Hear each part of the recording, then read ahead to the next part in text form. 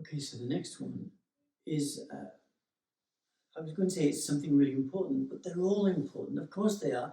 This was the journey of the Bodhisattva until he became the Buddha of this age. And whoever other Buddhas are now, they're all making this same journey. All these Buddhas, well, I say all, I have no idea how many, but the Bodhisattva journey is to go through these perfections until they are living completely at peace, as we might say romantically, with the heart, to bringing all these things into perfect unity with their life. So their morality is not something they have to think about anymore. They are just manifesting perfect morality. They don't. It's not a question of should I or shouldn't I or will I or won't I. There is only one way to behave, and that's with, in this case, with perfect morality. The same with their generosity. They're not questioning, oh, I wonder if this woman deserves my kindness, or this one, or this man, or this man. So they're not thinking like that. That their generosity is for all beings in any situation. When they have something to share, they share it. They're not attracted to the world anymore. It holds nothing for them. There's nothing there that they want. They're not going to be lined up outside the Apple store waiting for the new iPhone to arrive, to drop, I think they call it, the new iPhone to drop. Because it doesn't matter. If you have one, good, it's a useful tool to use, but it's not your life. So we have that. And then, you know, their wisdom is perfect wisdom. There isn't a question of should I have said this or should I do that. Their wisdom is perfect. The world may not honor that perfect wisdom, you know, because being wise in the Dharma sense does not mean that you're wise in the sense of which is the best train to catch or the best flight to go for or whatever. You know, those things we don't know. But our relationship to all those things that the world presents is based in wisdom and compassion and love and joy. And then we have the energy to follow this path. That's the only energy you need, really. The energy to follow this path, not to just sit in meditation. That's a part of it. It's a cornerstone of it. Our Dharma life begins really with our meditation practice. That's really where it begins. But it doesn't end there. Our life is not only about all the times we're sitting in meditation. It's about all the times when we're not sitting in meditation, about how we live, how we present ourselves. Are we being kind? Are we being useful to the world? And so, you know, we just go through these perfections, and each one is useful. We have Kanti Paramita, the perfection of patience. Just relax a little bit. Everything's fine. Yeah, but I have to. No, you don't. Everything is fine. So you can relax. The truth that you seek isn't out there. You don't have to climb a mountain to find it. You don't have to go to China or Tibet or Japan or Thailand or Burma. You actually just need to be still, just a little bit, and have this patience, this non-grasping attitude. And then, just as we continue, we go through these. This is just a convenient way to speak, to go through this list. We get to, you know, the one I just spoke about Satya Paramita, honesty. It's so important that we cultivate a self-honesty. How am I really? What do I present to the world? And how much of that is what I really am, or how I really feel myself to be? Of course, in reality, there is nothing that you really are and no way you have to be. But as an identity in the world, how authentic are you? That's really what I'm saying. So that's the Satya. And then we come to this next one now.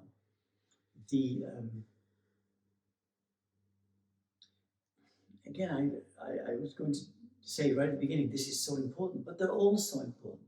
But this one, it means something to me. And it's called Adhitthana Parami. And it means, or it's translated as determination. And it's the determination to finish what you start. Now, we live in a world where we don't always do that, and we get sidestepped because there's something more interesting.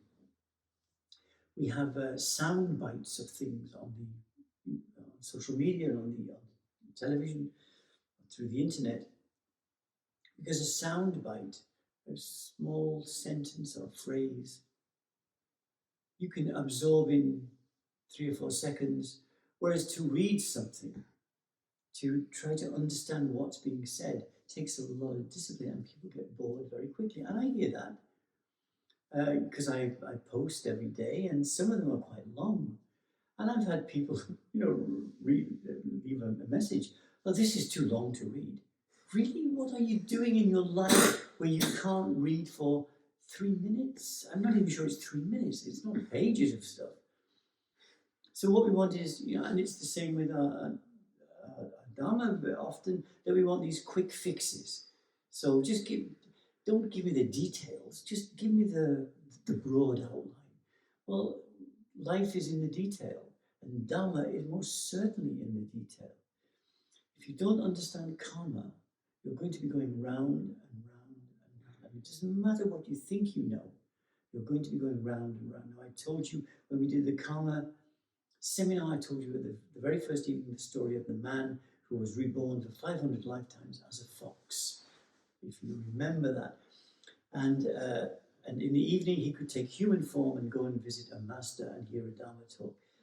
And then, as the story progresses, the master said, well, I don't know you, who are you? And he says, well, I was a Zen teacher living on this mountain. And somebody asked me a question and I gave the wrong answer. So, and for that, I've been reborn for 500 lifetimes as a fox. So I'd like to ask you the question. This story, I know you've heard it before, but it's so important. The message in this story is so important. So the question was, is the awakened being subject to karma? And he said, so somebody asked me that, and I said, no, the awakened being is not subject to the laws of karma. And because of that, giving that wrong answer, I have been reborn as a fox 500 lifetimes. So I want to ask you now, is the awakened being subject to the laws of karma?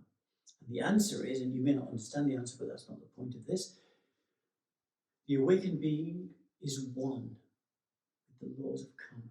This absolute dissolving of any kind of separateness from the universe. And it's so beautiful. But the man who was reborn as a fox wasn't reborn as a fox because he gave the wrong answer. That's not why. He was reborn as a fox because he had the wrong understanding. And that's the part, that's why this thing I'm going to speak about now, Adhitthana, determination, is so important. You can't just read the headline of something and say, I understand it. You really have to study. You have to be determined. What is the most important thing in your life? If you say, well, it's Dhamma, then good for you. That means you have become the disciple, whether it's formal or not. The most important thing is Dhamma, then you have become a disciple. Well, what does that mean? It means to not study intellectually, that's not really the point, but to understand, to commit to understanding, using this determination. Karma is I know I say this a lot, but it's such an important teaching. It's such an important teaching. But it's not just what goes around comes around. That's what you see on social media. That's not what karma is. And I saw something again on social media, and it said, these are the 10 rules of karma. No, they're not. They're nonsense. They're absolute nonsense. But when we don't want to study, or again, I don't really mean study, to sit down and pore over books for hours and hours and hours. That's not what I mean. But to commit to the training. If we don't want to do that, then we just want something that's quick. Like, well, as I said earlier, just a quick fix. So now, as we live now, very often we don't stick with things. That's why we have weekend courses of like a mindfulness training. Well, a weekend course, that's all I can manage, that's all I want.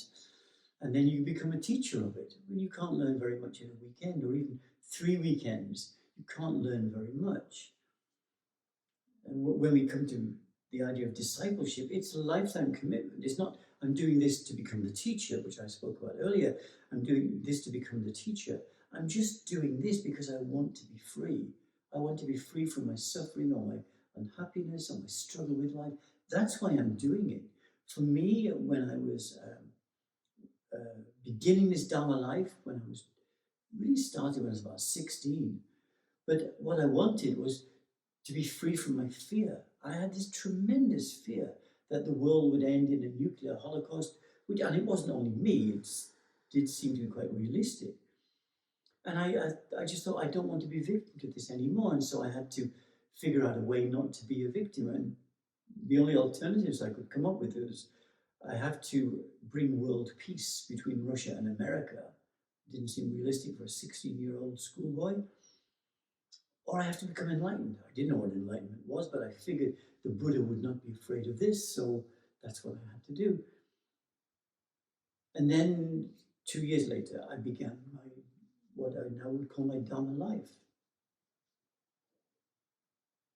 And I'm still doing it. 60 years later, 55 years later, I'm still doing it.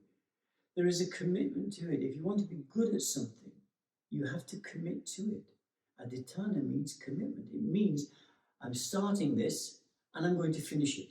Even if I get fed up halfway through, I'm going to finish it. And it's not just about our Dharma life. It's about, when you go to university, I'm sure you go to university and at some point you feel fed up or bored with it, or it's not exciting anymore. Like there are people who have lots and lots of romances. Because at the beginning of a romance, everything is new, you're getting to know the person, you want to be together, and then it changes. It has to change. And so there are many people, I speak like this because I know some of them, who then are looking for the next romance, where there's that excitement again. We don't like to be bored. We don't like the feeling of being bored. And when we get bored, we stop something and we go and do the next thing. So we never really finish anything.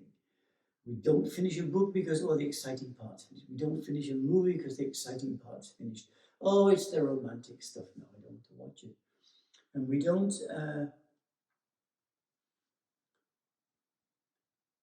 in our Dharma training, often the dropout rate for meditation is phenomenal. It's more than 80%, I think. I know so many people who come to me and they say, well, I'm starting again. I'm starting my practice again. What advice do you have for me? Yeah, don't stop. That's the advice. Just keep going. I know, but it gets so boring. Yeah, so use your boredom as your object of awareness. Life isn't supposed to be thrilling and exciting all the time. It is in different moments. Then in other moments it's quiet. And that's life, and we have to understand both those things. Not just always looking for excitement. So when I was teaching here in Germany one time, we had a big retreat, and a young German man, after about 4 days, came to my room, maybe 3 days, and he came to my room and he said, I think I'm going to leave. And I said, why? He said, it's so boring. I can't argue much with that. It's so boring. And I said, well, of course, if somebody wants to leave, I don't have any power or authority to stop them. And I'm not going to tell them, well, if you leave, you'll go crazy, as one teacher says. You'll go crazy, you'll go insane if you leave the retreat before it's finished. That's not true, ever. So he said, it's so boring. And I said, well, do you think boredom is a feature of your life? He said, yeah. I said, so do you think that in your life you start many things but don't finish them because you get bored? And he said, yes.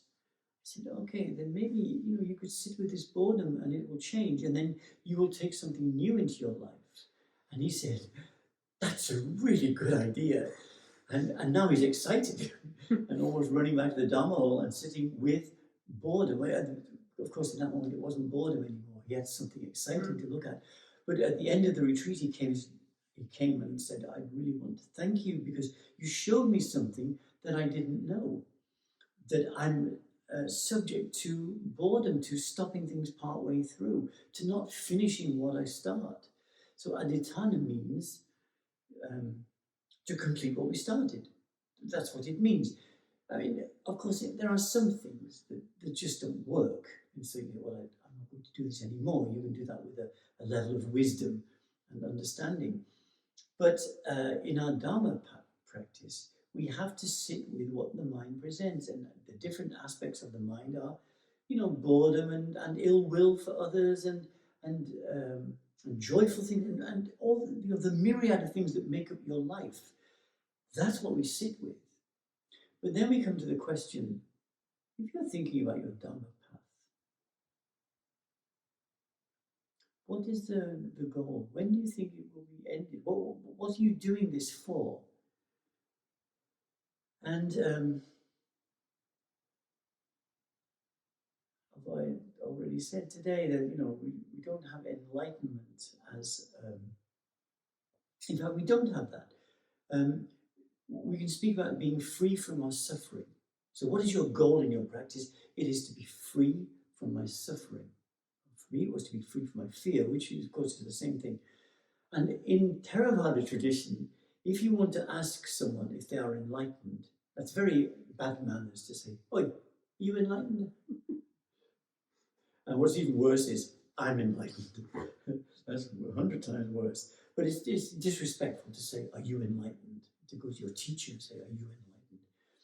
So the way it is asked traditionally, if you want to know, and you want to know in a way that the person you're asking can answer honestly, you say, of course, politely, "Excuse me, may I ask you a question? Do you still have suffering?" Because enlightenment or awakening is the end of suffering. That's it. That's what it is about. And so the person can answer that question. No, my suffering is finished. They're telling you they're enlightened. Or I have some suffering. They're telling you they're well on the path, well established, whatever. So if you think that or if you reflect, what is the end of my journey? You say, well, it's to end my suffering. That's what I want to do. That's why I'm doing all this. Then to do that, you need Adhitthana. You need that determination, because it's just going to go on for who knows how long. Who knows how long this journey will take. And, I've already spoken today about patience. So we surrender the idea of how long something will take and when you'll get to the part you want to get to. And we just surrender into it with this determination. I'm just going to keep going. But it's boring. Yep, but I just keep going. Oh, but it's so painful at times. Yep, but I just keep going. But I get so tired. Yep, but I just keep going. It's just this gentle, I just keep going. One more step, one more step, one more step. I gave a public talk in Oldenburg one time, and it was a full house. And it was very nice, I have to say. And at the end, I said, "So are there any questions?" And there were some questions. And then one lady asked a question. And she said, "I really like what you say, but I'm a bit put off when you tell us that it can take a long time." But I can't do anything about that. It can take a long, long time. But, that's people want fast results. They don't want to sit through boredom and pain and disappointment. But these are the teachers. These are called the Devadutas, the heavenly messengers. Look, here's the heavenly messenger of boredom. It's come down to show you, look, I'm not real. I'm just a moment of mind. I may seem like I may last some time, but there's not something you can hold on to. And then it just disappears. And then another heavenly messenger, another Devaduta comes down, and it's, excitement, a new love, a new romance, and you're sitting in your meditation, and all you're thinking about is this new person in your life. It doesn't stay like that forever, because everything changes and finds its own balance. So whatever you meet is the perfect teacher for you in that moment. For the Buddha, we know the story. The Buddha, it was old age, sickness, and death. They were his three Devadutas, and then this way out of it, this particular kind of life, the life of the sadhu or the holy man. And for us, you know, we're not looking at those things, although we are looking at all these sickness and death, because we're always looking at them because we're surrounded by them in the external world, and we are moving in that direction in our own internal world. If we're not dead, then we're aging. You know, that's how it works. So we have old age, sickness, and death for ourselves as our Devadutas, just like the Buddha. Then we have Mara coming to visit us in the meditation, throwing all kinds of things to distract us from this simple thing that we have to do. It's so simple. Be with the mind as it is, as it manifests, and don't get sidetracked. Don't get swept up in whatever tempting thing comes along.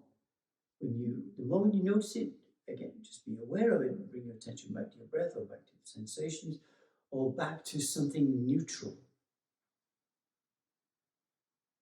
And to do that, of course, you need determination. So Adhitthana is to see something through to the end. Whatever you're doing, you do it with that determination. I can't think of any other illustrations of it at the moment, but your life is filled with them. You know, you are university people, you're professional people. It didn't just happen. You had to pass through different moments of, I guess, frustration or disappointment or whatever else. But to get to where you are now, you had to have that determination. And it does seem that very often the only place that you don't need determination and integrity is in the Dhamma world. Because, well, it's just Dhamma, or spiritual, perhaps is better to say. You know, in the spiritual world, well, it doesn't matter. I can make money from it, I can do this, I can do that. I don't need to train properly. But actually, and I think there are many people like this in the world, but if it's Dhamma, you know, we call this pure Dhamma. The word pure is not necessary. Because Dhamma is pure. There isn't an impure Dhamma. Dhamma means truth, so truth is the way it is. Truth is truth. And so if we want to be one with the truth, if we want to harmonize with Dhamma, if we want to harmonize with the reality of this being that we call self and the whole universe, we have to commit to that. That's all. We just have to commit to it. So we have to cultivate determination. And then with that determination, everything is possible. So we have this Kanti Paramita. Relax, surrender. I'm not looking for something. And then with Adhitthana, but I'm just going to keep moving forward. I'm just going to keep moving forward. Absolutely beautiful. Everything for me in Dhamma is absolutely beautiful. But you do have to pass through difficult things, and that's why determination is so important. So then, I offer this to you this morning for your consideration and your reflection. May you all be well and happy.